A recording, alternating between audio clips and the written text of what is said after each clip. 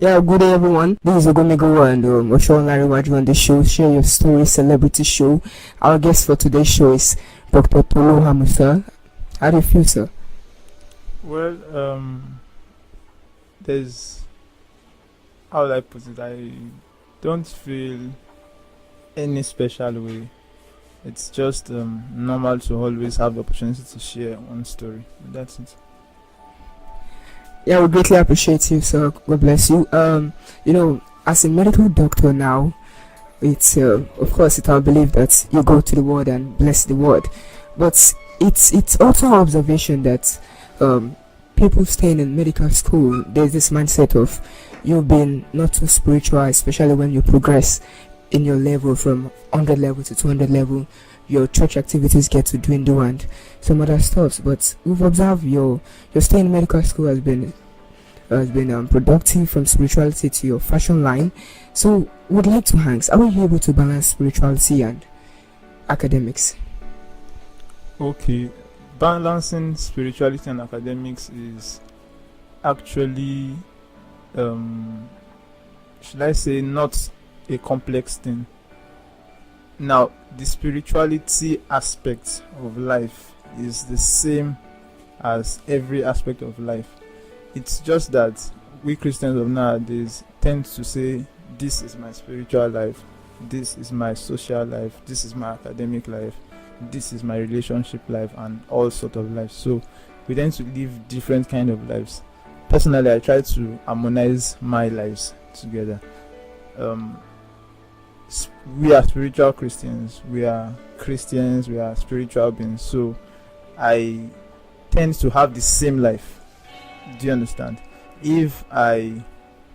For example, if I'm supposed to pray, I don't pray only when I'm in chapel and not pray when I'm in business. I don't pray when I'm in car park and not pray when I'm reading. Do you understand? So being a spiritual being, walking depending on God, is what helps you to balance everything all together. Wow, we greatly appreciate you, sir. Osho Lariwaju, I think you have so many questions to ask him. Alright, sir. Thank you very much, sir, for that. What other career would you have done aside from medicine? Other career, I would have, maybe, let me say, what field I would have gone into apart from medicine. I have this love for physical skill, that maybe engineering. Do you understand? Like I also have this passion for talking to people, so that would have maybe public speaking, motivational speaking. I have a passion for education also, policy making and all those. So if not medicine, maybe engineering, because it allows me to use my hands. If not engineering, something IT, computer related would have gone. Maybe just that. Wow, so brilliant. We greatly appreciate you, sir.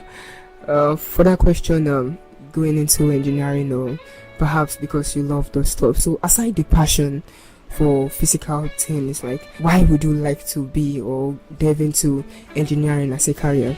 We'll go on a commercial break. We'll be right back. I ignore them. I ignore my critics because they got time for it. I'm too busy. I'm too busy succeeding. I'm giving them something to criticize.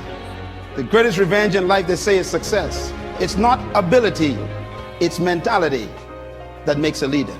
And that hippopotamus has power. They got ability, strength, size.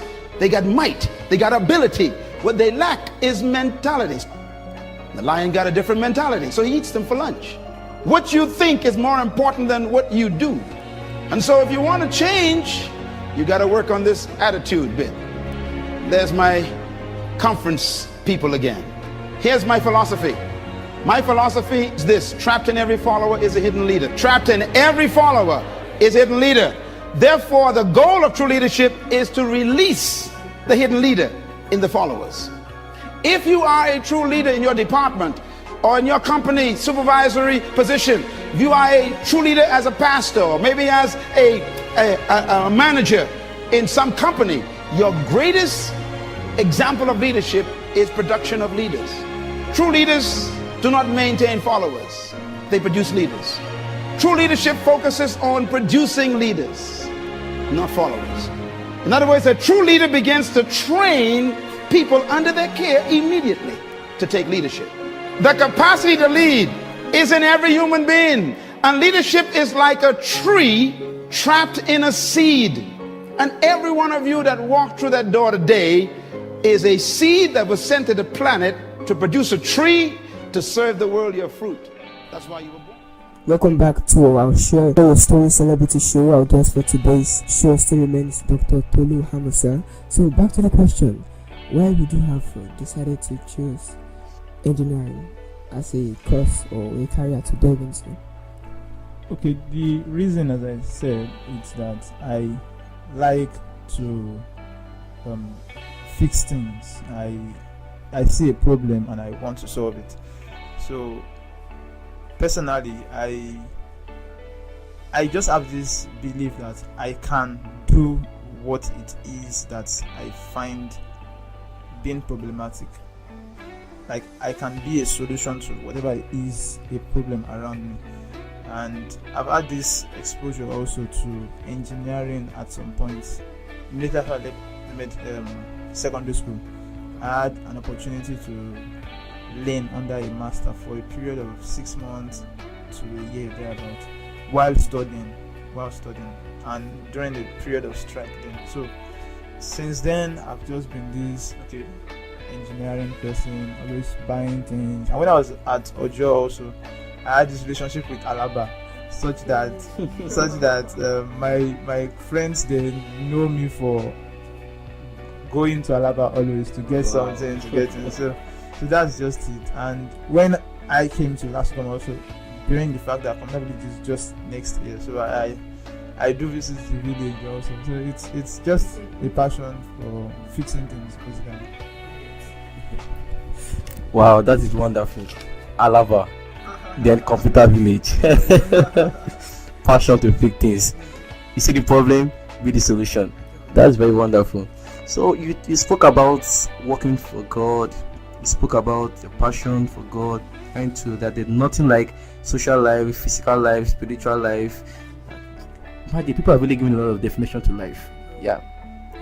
So we'd like to know what was the impact? What was your impact of serving God throughout your medical school? Because we have different students now. Some are weary already. Like, I really can't do this. What's the essence of serving God? I serve God. Result comes out, I'm still very bad. What's the useful? What's the difference between I and someone that is not serving God? So what was really your impact? What kept you going? Wow, that's a great question. What kept me going? What kept me serving God?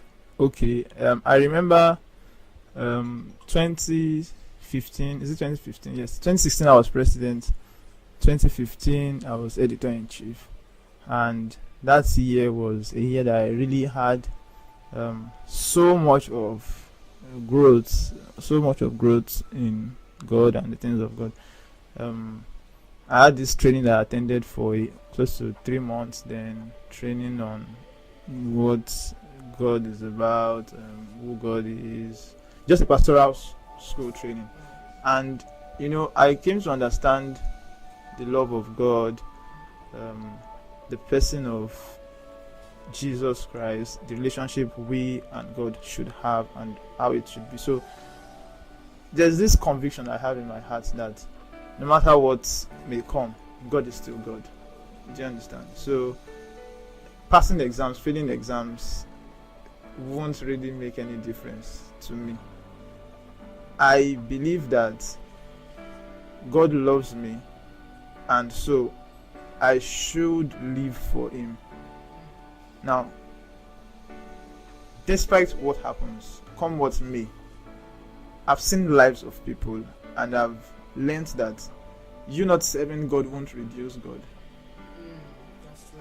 But then, you not serving God will do so much harm to you than to God. Do you understand?